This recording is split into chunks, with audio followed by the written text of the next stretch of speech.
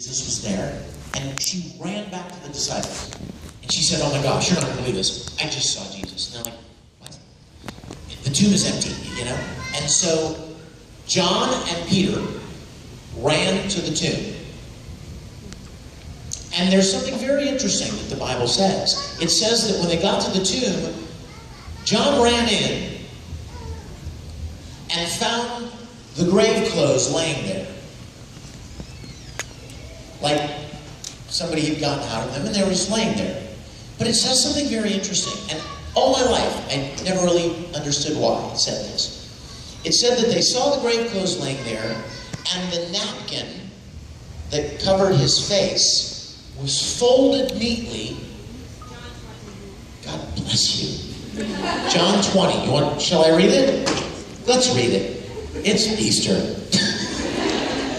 You mean John 20, you mean chapter 20? That's exactly where I was. Really?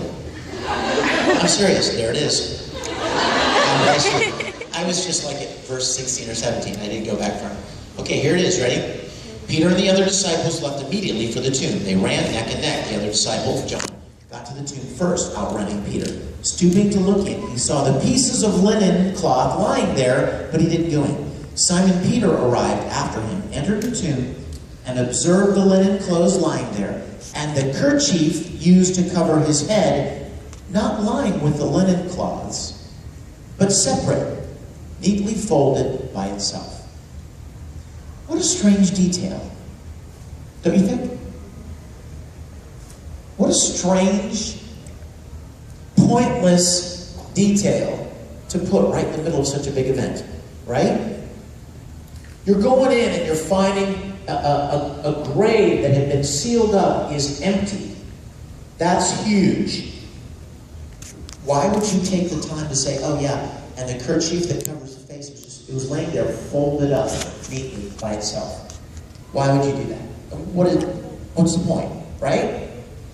When I was a little kid and I would hear that read in church on Easter, I'd think, what? What's that have to do with anything? That's stupid.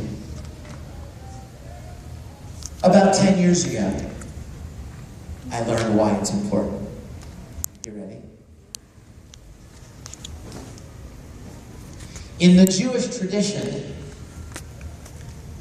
if the master of the home, if you were sitting at dinner, having dinner in a Jewish home, and the master of the home was finished with his dinner,